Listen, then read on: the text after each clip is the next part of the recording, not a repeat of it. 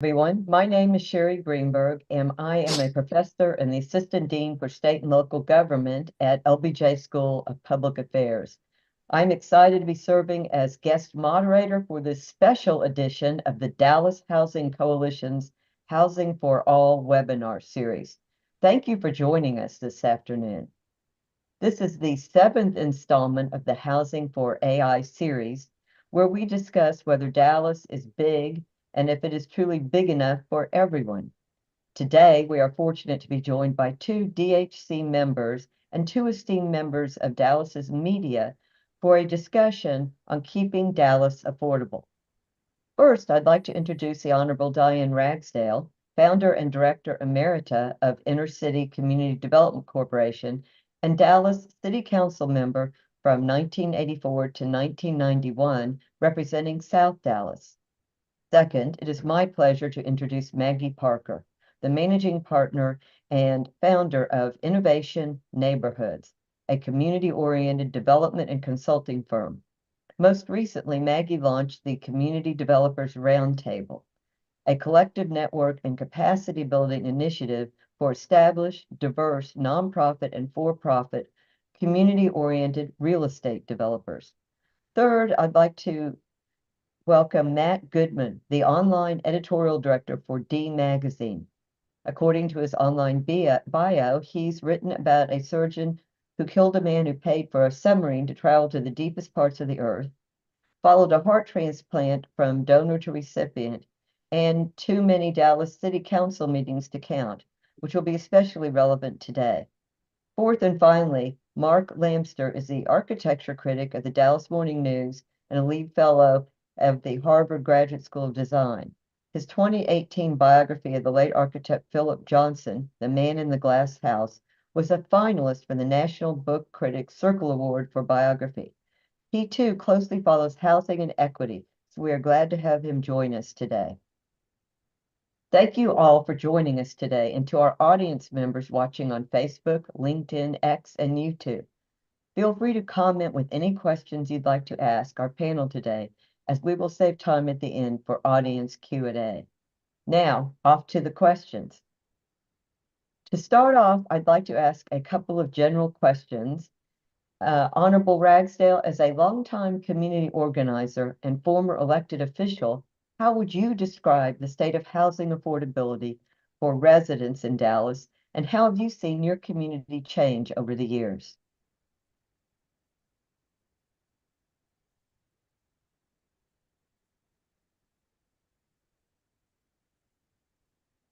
Not hearing you at the moment.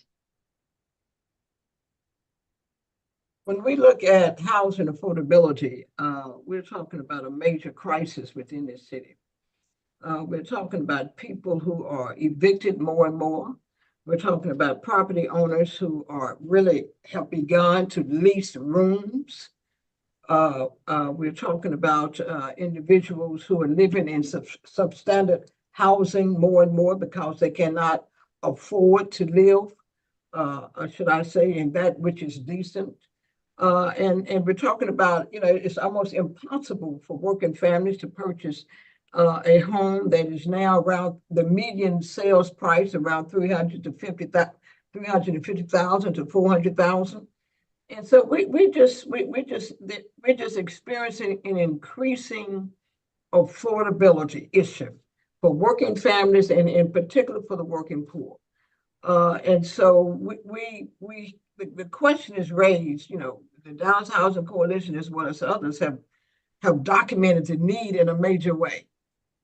And so the question is raised, what must we do to really confront the fact that our public policymakers are not responding to such a need?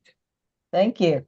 Maggie, for community-oriented developers like yourself, what challenges are you facing providing attainable or workforce housing? Thanks, Sherri, for the question.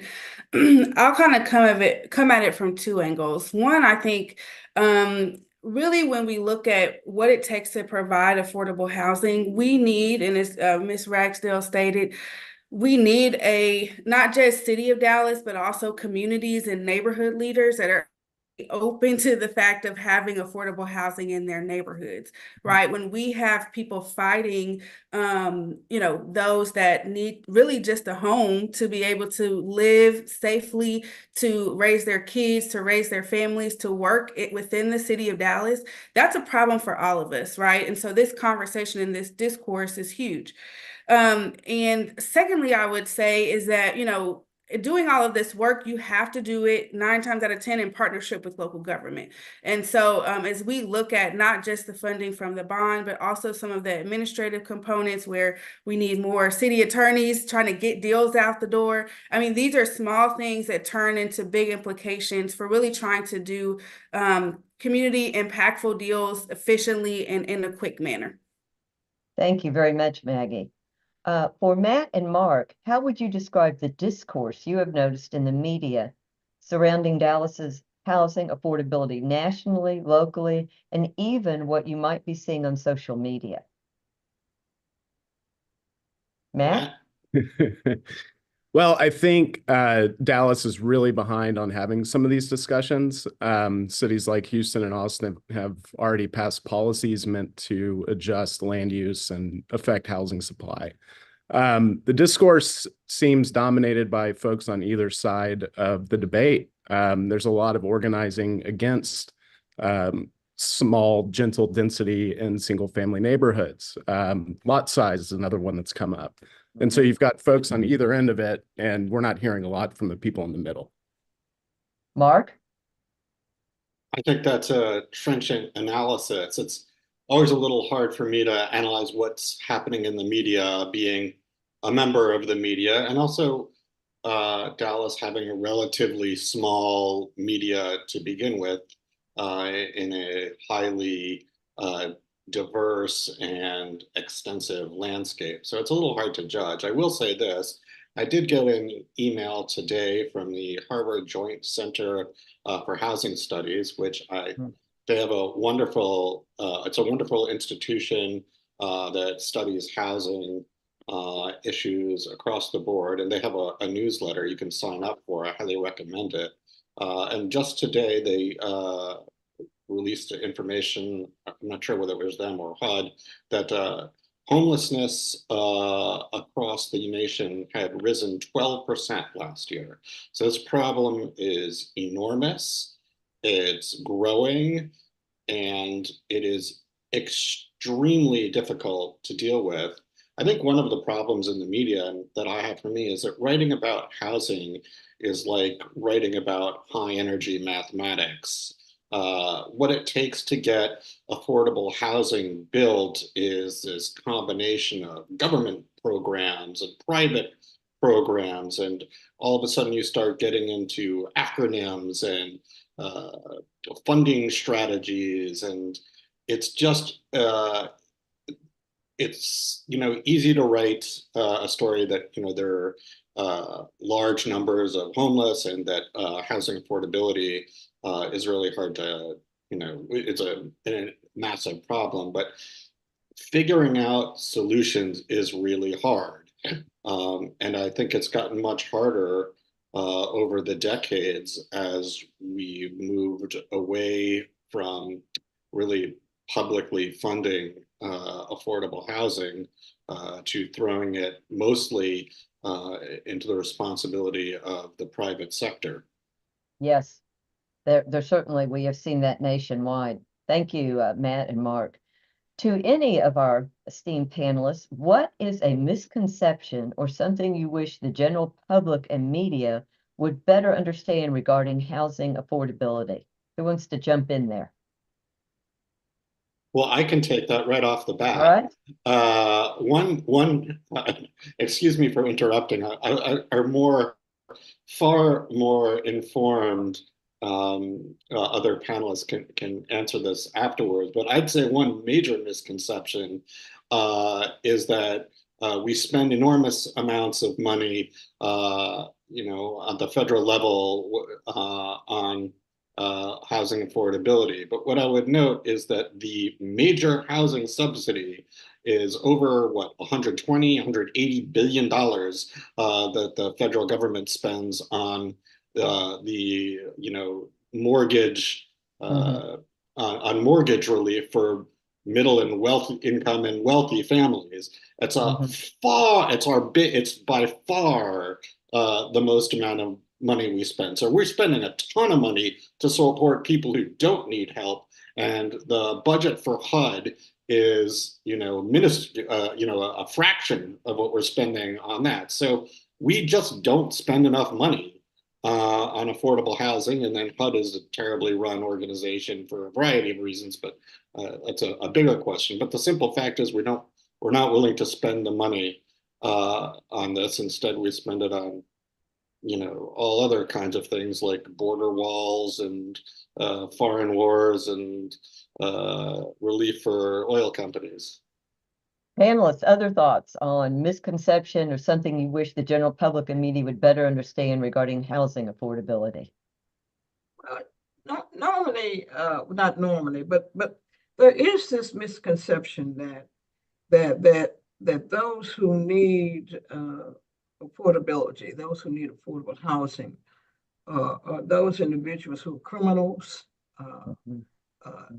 the drug pushers, etc., that they wouldn't be good neighbors. I mean, it's just really racism and elitism.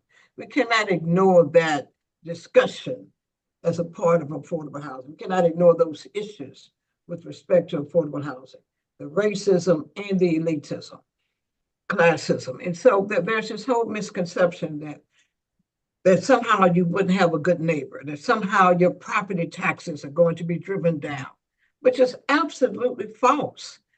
And so you're talking about people who want to also enjoy a decent standard of living. And so that's really the basis of a lot of this not in my neighborhood type of attitude, that they really do feel that somehow my property taxes would be driven down, and that people of color somehow are just a bunch of criminals. So we cannot rule that out. Yes, and frequently this could be your child's kindergarten teacher, right? Right.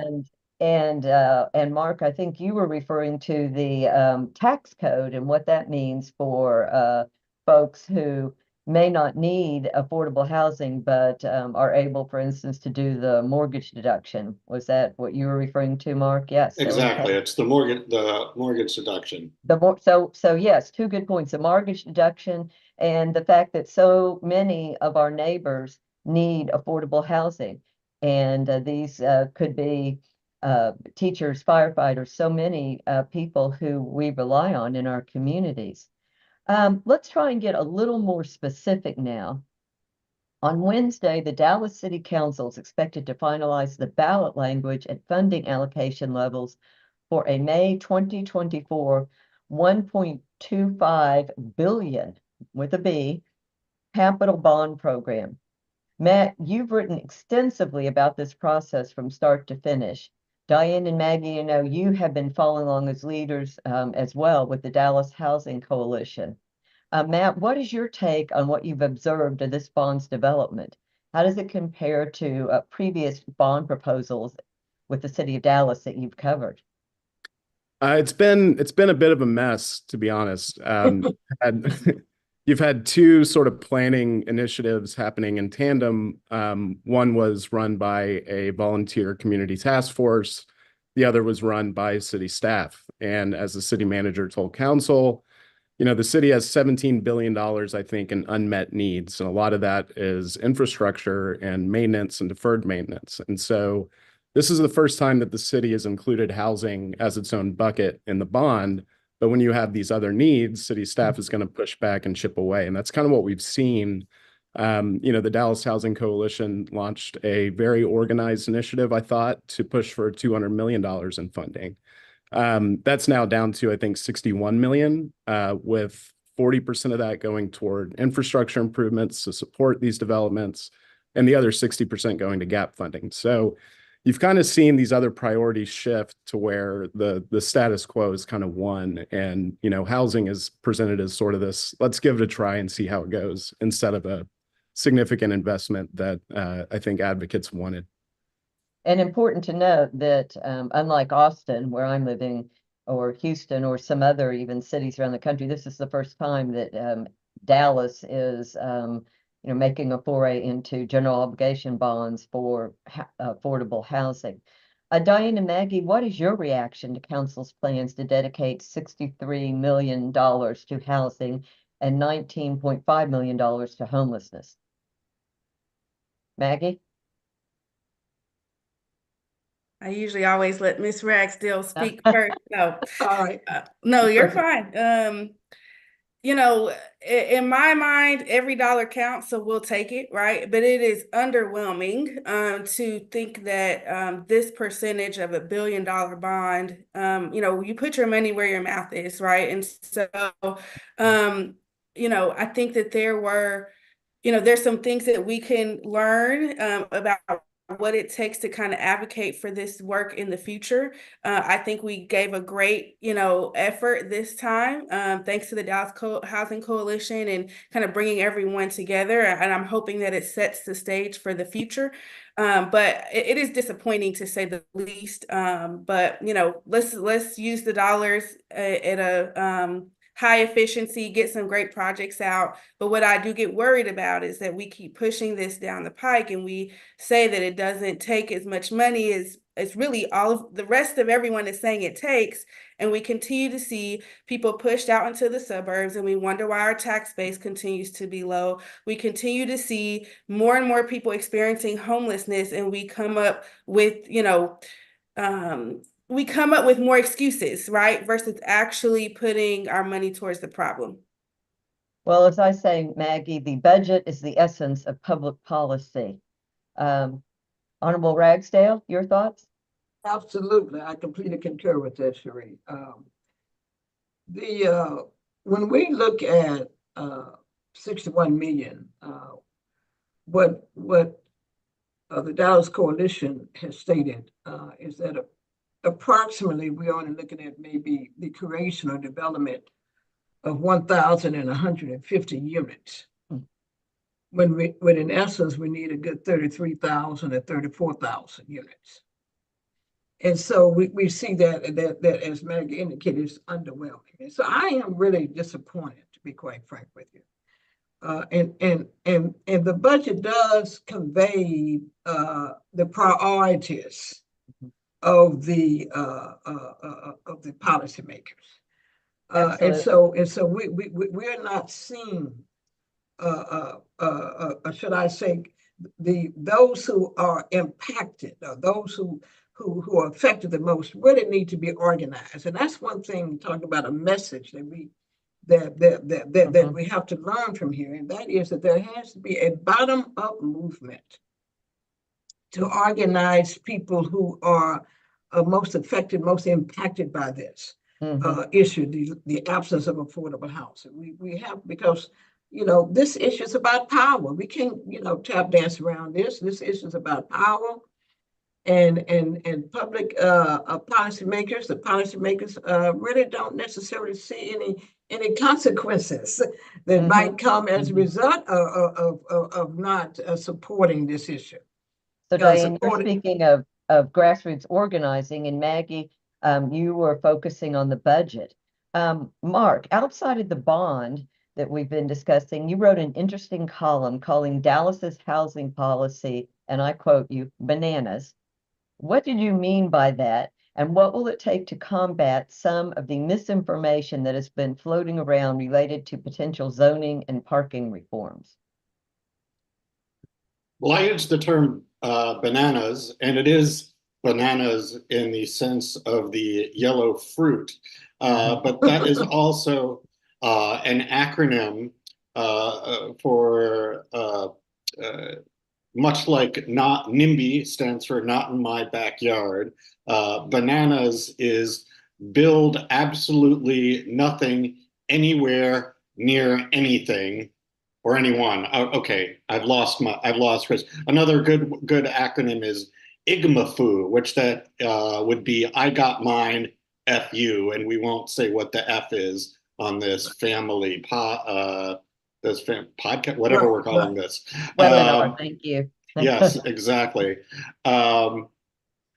So obviously the problem is we have a large number in Dallas of conservative single-family home owners who are concerned that reducing the size of a lot that a house can be built on, allowing for development of even just 2, 3, and 4 unit homes in formerly single-family only neighborhoods would somehow transform those neighborhoods in a deleterious way, as our other panelists have noted. The reality is that just wouldn't happen in other cities that have upzoned. Minneapolis, for example, which removed all single-family zoning.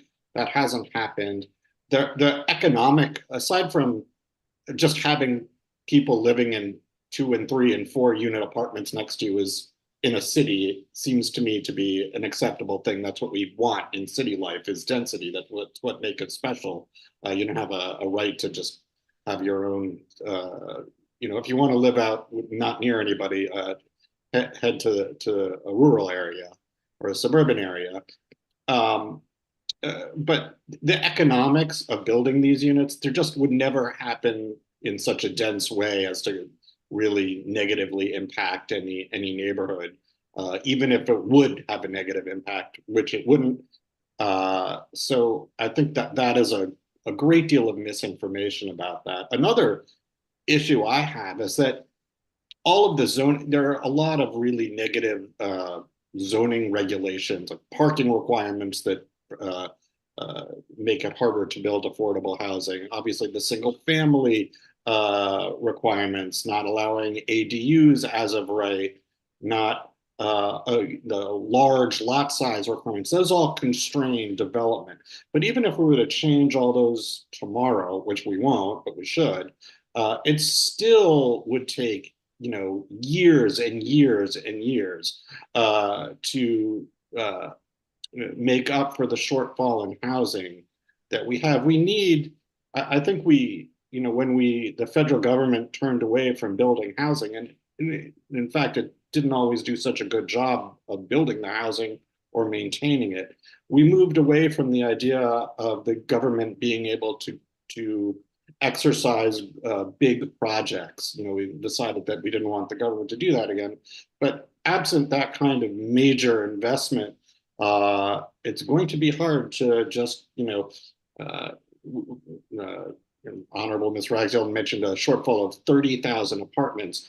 That's just for affordable housing, and that's a conservative number. So really, we're talking about more like 100,000 unit deficit.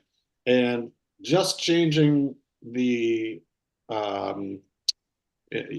some regulations is just not going to be able to produce that that kind of volume in the time that people need it. There are people on the streets.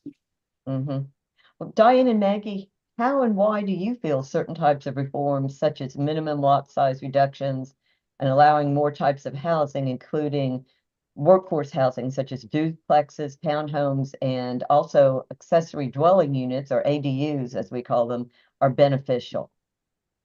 First of all, they increase the numbers. I mean, the density is, when you increase the density, you tend to increase the numbers. And so, and when it comes to townhomes and duplexes and triplexes and quadplexes. And so I think that's one thing. The other thing that we have to make sure of, however, is to ensure that that density somehow corresponds to affordability. Because there are times when you might have a townhomes or a duplex, and they can be extremely unaffordable. So we have luxury apartments, right? Yeah, that's precisely correct. So we have to, as we pursue density, and and God knows I have a number of my friends want to know if I've lost my mind about wanting to enhance, wanting to increase density. Because this city is so single family oriented, and as a member of the city planning commission and city council, I mean, you in essence would be run out of town when you talk about increasing density within single family neighborhoods. And so, however, though I think it's required, it's necessary. Um, and also I think that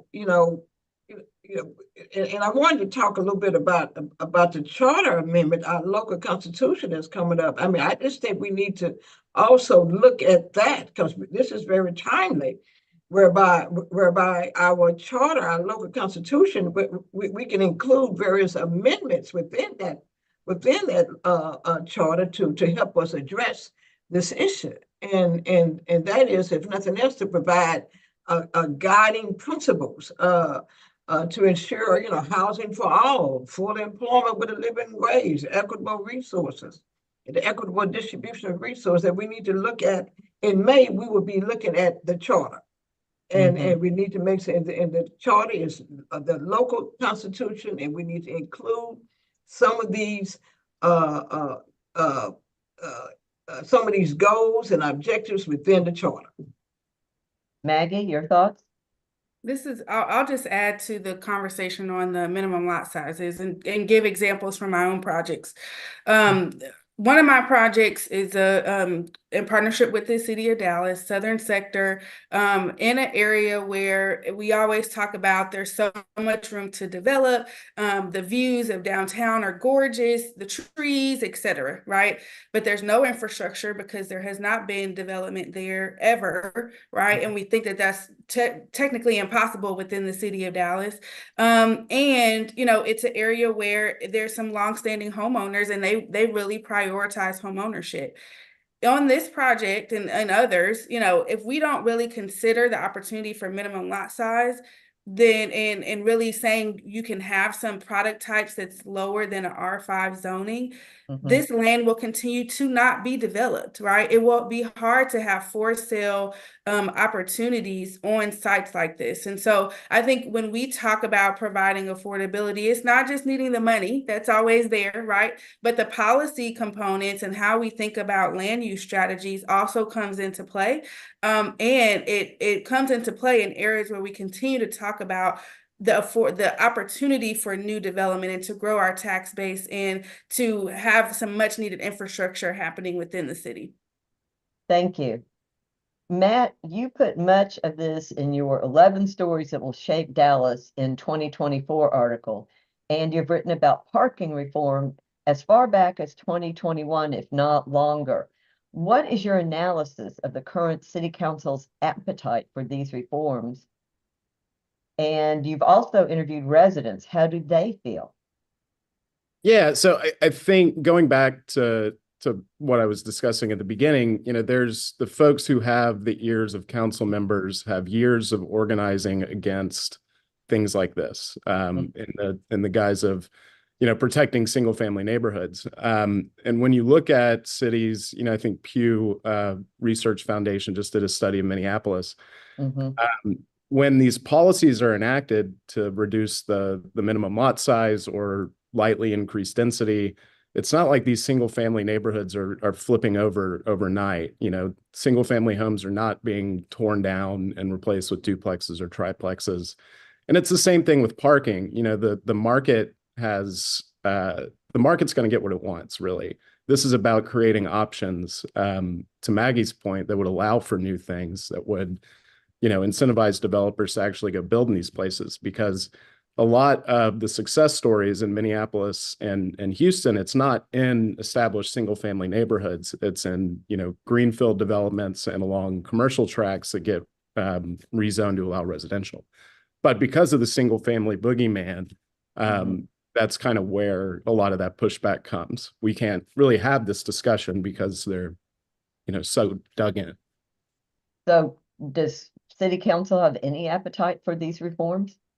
I mean, I think it goes back to what Mark said, where, they are all for it so long as it doesn't, get come in next door. That's really going to be the challenge with getting a majority to pass these.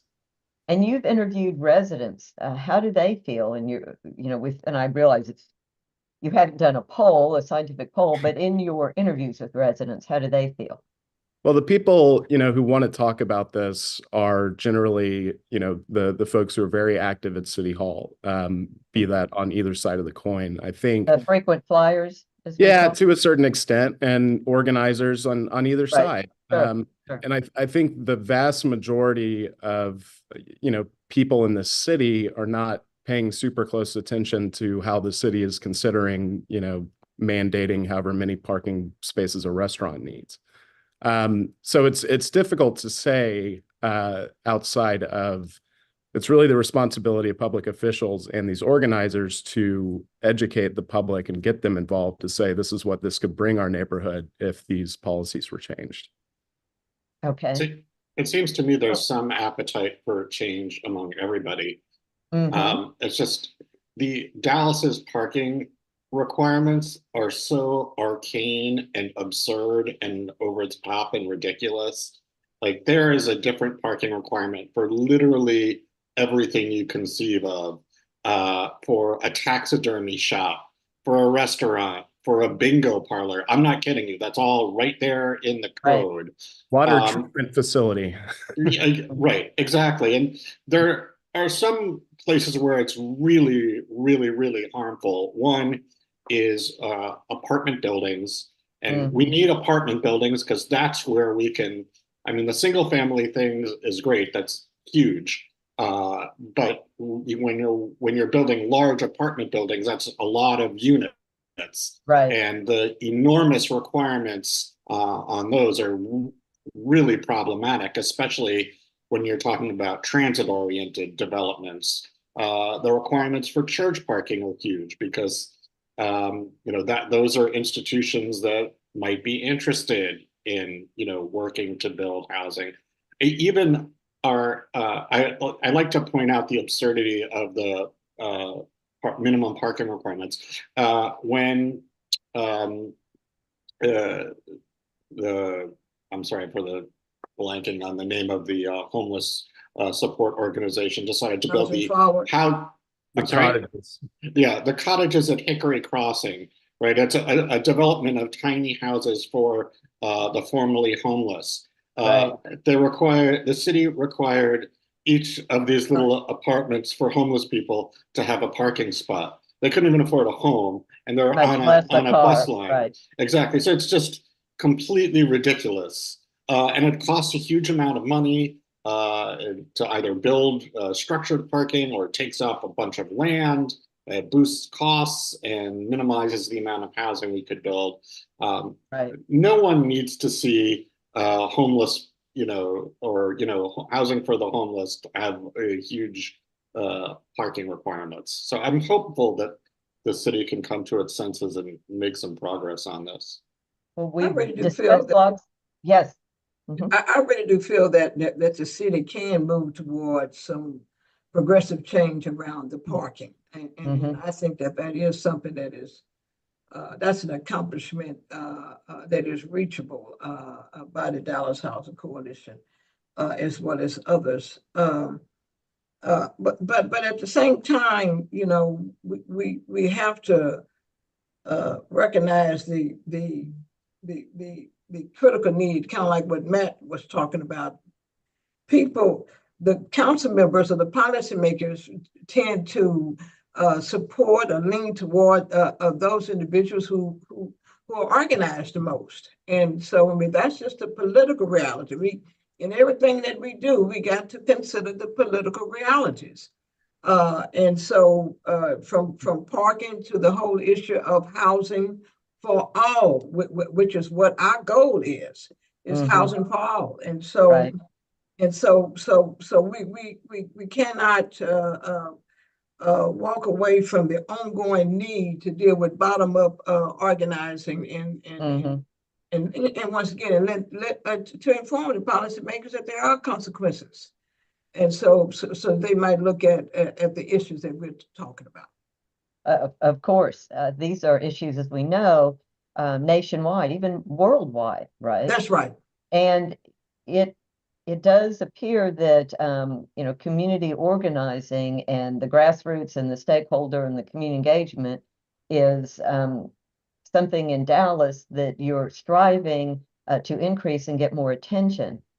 There are many cities recently that have been passing ordinances. I spent, for the past 2 years, research projects with my graduate students at the LBJ School of Public Affairs and the city of Austin, doing research on why it costs so much to build affordable housing, looking at housing affordability and affordable housing, and making recommendations, including looking at case studies of other cities where they had decreased minimum lot sizes, Houston being an example, right? Where they reduced parking, where they were allowing everywhere, 3plexes, for instance, triplexes.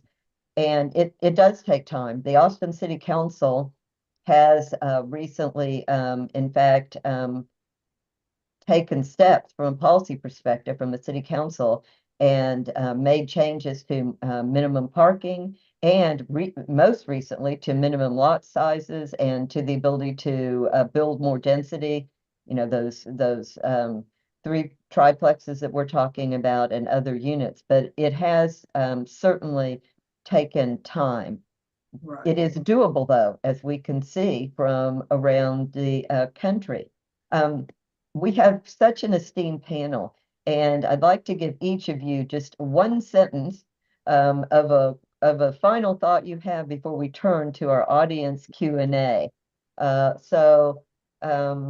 We will start with Honorable Ragsdale. Just one sentence in close. Anything that you want to say or that I haven't asked you about? Well, not really, but I want to just continue to lift up housing for all. This is a fundamental need. We're talking about, hey, many people have heard about the Maslow hierarchy of needs. And so, right. So this is, we're talking about a fundamental need. And so we need to move toward housing for all. Thank you. Matt? Yeah, I think it's just really good that we're having these conversations more frequently and adjusting to the reality that we are facing a housing shortage and that we need to do more as a city to build more. And Mark?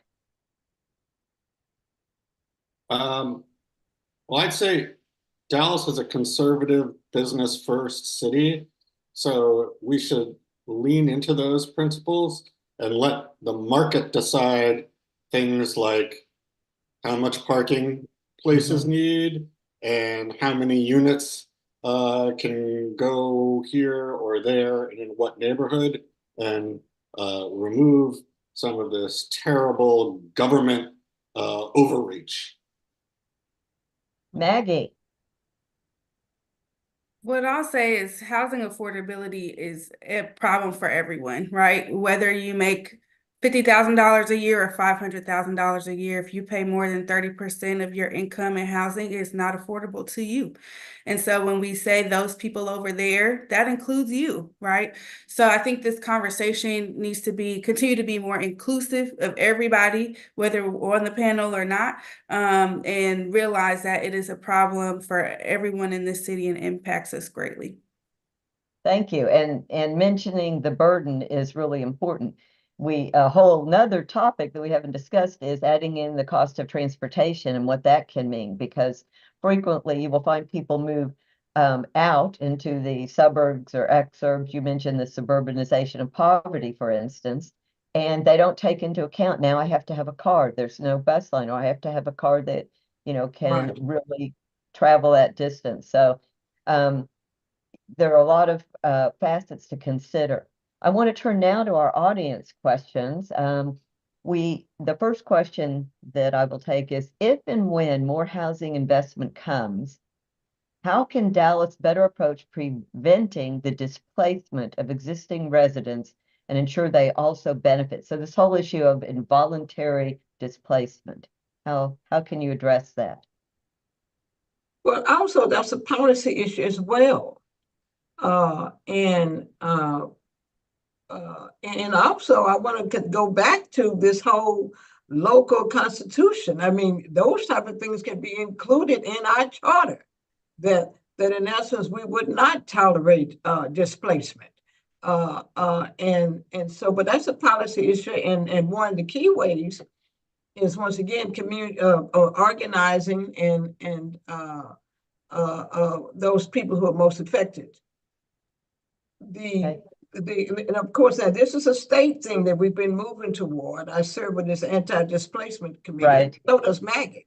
And so, and that is trying to deal with the freezing the taxes for within designated areas. And we recognize that's a state law, I mean, a state movement, Right. statewide movement that has to take place, but that certainly would be something that could help.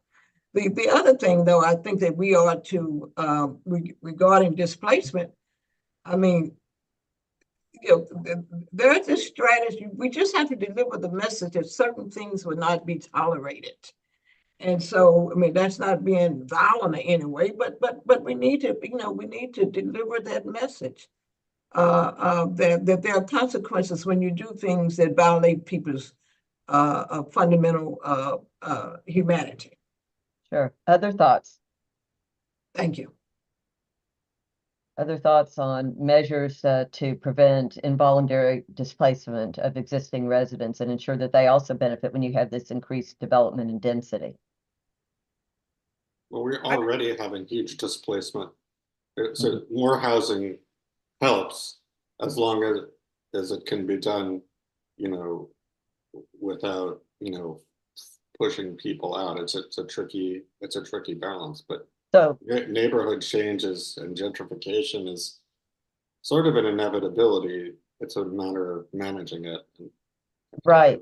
And do you think, for instance, that when you have some of these developments that reserving, you know, having right of return or requiring or reserving a certain number of units that have to be affordable, would that help? Well, I think this, I mean, in more progressive cities like San Francisco, any kind of building that has any subsidy, it requires a relatively, you know, reasonable percentage of affordable, and that's certainly something that I would advocate for, along with, you know, the idea. I think you right. I think you could revitalize without displacement. I mean, I just don't think it's inevitable. And Okay. it depends on how we structure things and the creation of policy that tends to guide the revitalization. And so, no, I'm not willing to give that up. Okay. Any other thoughts on that before I turn to our next question? Okay. Our next question. You all discussed engaging the middle or average Dallas resident more.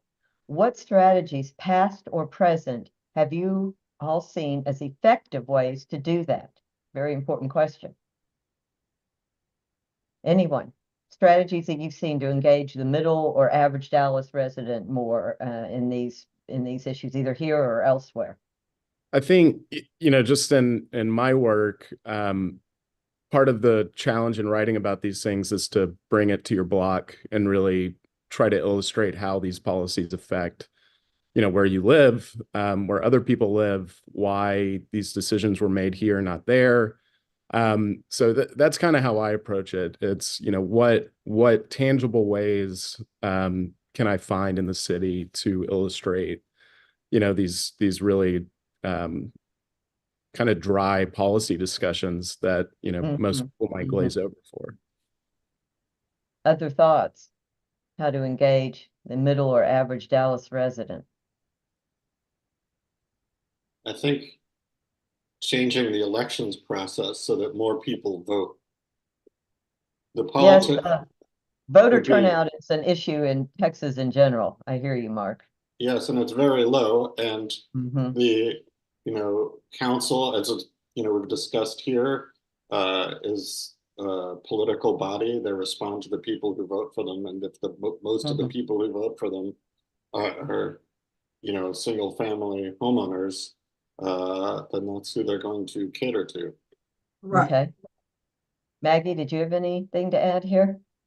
Yeah, the only thing I would add is, as I've been in different community meetings and things like that, I think talking about, everyone has this idea of what the American dream looks like to them, right? That varies, whether that's owning a home, whether that's just being in a safe space, the quality housing, et cetera. And so I think relating some of these issues to people, because people are talking about housing affordability, right? They may not use that term, but when they're ranting to their neighbor about the property taxes, or they're going to work and they're talking about, the inadequate housing that they have, it's coming up, right? They're just not coming to the forums or things like that. And so I think that there's ways for us to really embody what people need just on a day-to-day basis, as Ms. Ragsdale discussed.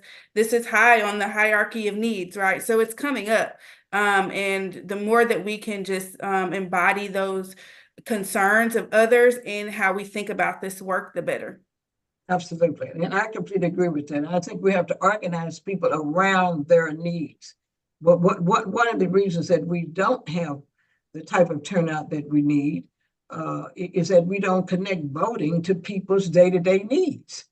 So we got to make that connection. That when you vote, it controls the water bill. At least here in Dallas, when you vote, it controls the type of police department that you have or don't have. And so it's just you just need to connect people's day-to-day lives to voting, and that's a part of the organizing process as Sure. well. So community Right. organizing promotes that power, and power promotes change. Okay. The next question appears to be for me, so I will go ahead and take it. For Sherri, what hurdles did Austin have to overcome when considering its housing bond election, and how did you overcome them? So Austin has actually been at the forefront for getting the bond propositions on the ballot and passed to have the authority to sell general obligation bonds to Right. help with building affordable housing, whether it's for the city itself or being. And I think one of the things that Austin has emphasized since the beginning, since 2007, is humanizing, as we've talked about. Who's going to live in this housing? Your neighbor that you didn't realize, your teacher, your firefighter. So certainly humanizing and having that understanding. Also looking at the need, just the numbers that we've talked about, and the type of housing people don't understand. There can be affordable housing right next to you. I live in such a neighborhood and people don't even realize it, right?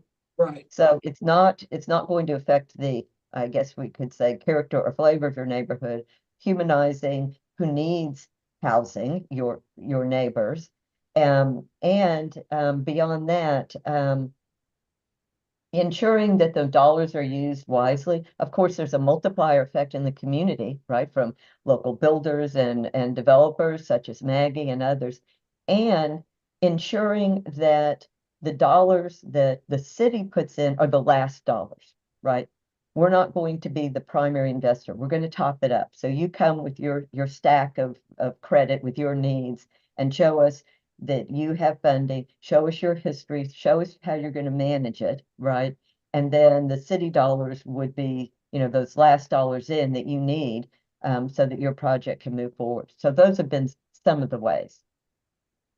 The next question, I believe we have time for another question. The vote that set the funding levels passed, and this is in the Dallas here, the vote that set the funding levels passed 9-6 on January 31st, with council members voting in favor from southern to northern Dallas and the mayor.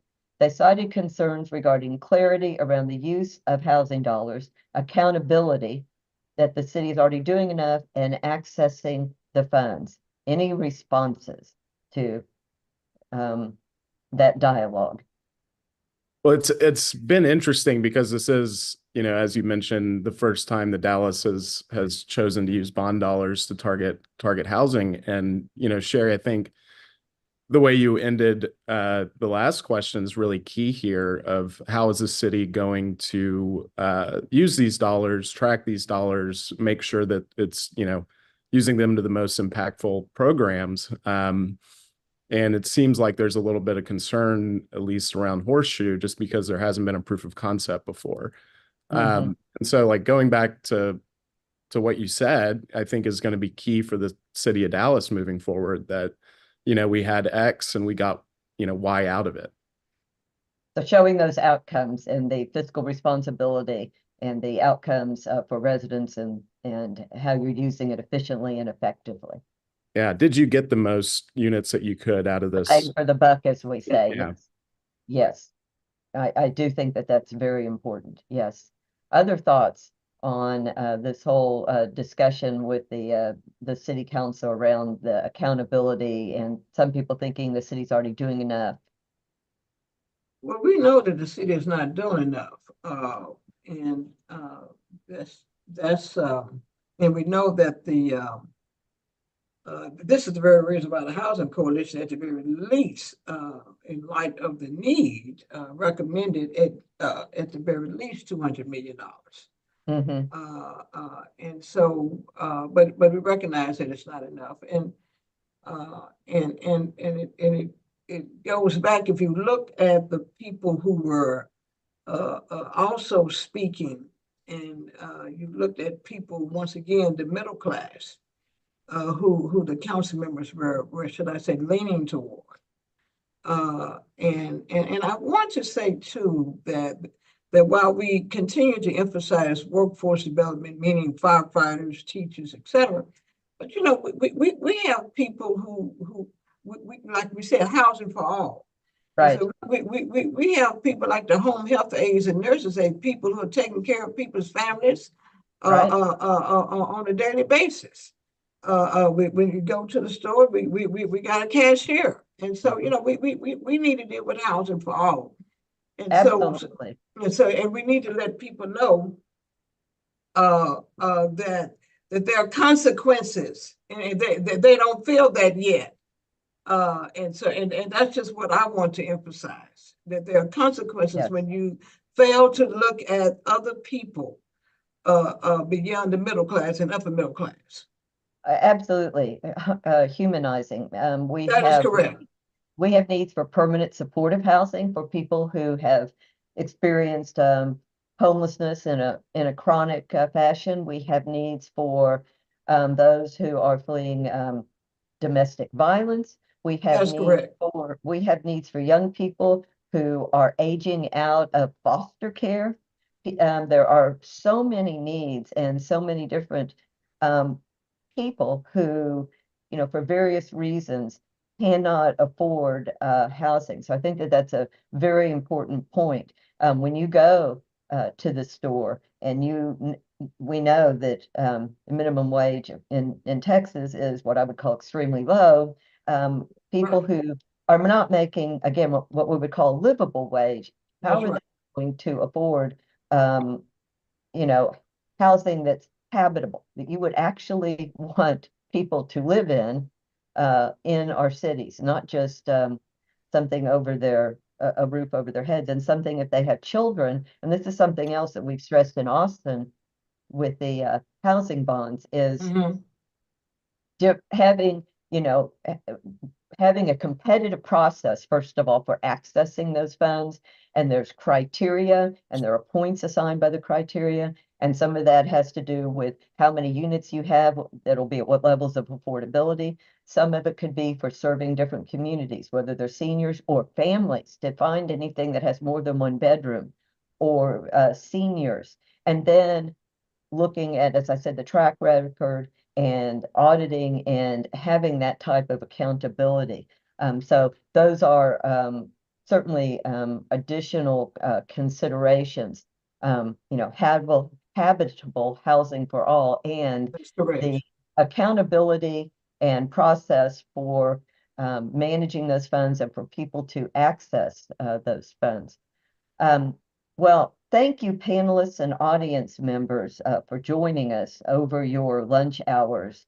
Your time is valuable, and we appreciate it. And we appreciate you sharing your unique perspectives on Dallas's housing and media, also landscapes. And we wish you well throughout this year. Before we sign off today, the Dallas Housing Coalition would like to remind you of the following. First, follow the DHC social media channels and stay connected with their webinar series, which you could do right now. Next, visit the DHC's website, dallashousingcoalition.com, to become a member of the coalition and learn more about their member organizations like ICDC and Innovan Neighborhoods. And of course, stay engaged with your city council members and let them know how you feel about these issues. All politics is local, and that was certainly emphasized in this panel today. So thanks again for tuning into this special edition of Housing for All webinar series, where we discuss whether Dallas is big and if it is truly big enough for everyone. Tune in to regularly scheduled programming at 11 a.m. on Fridays. This was a special edition today. But on 11 a.m. on Fridays, when the Dallas Housing Coalition will host more incredible guests on very timely topics. Have a great week, everyone.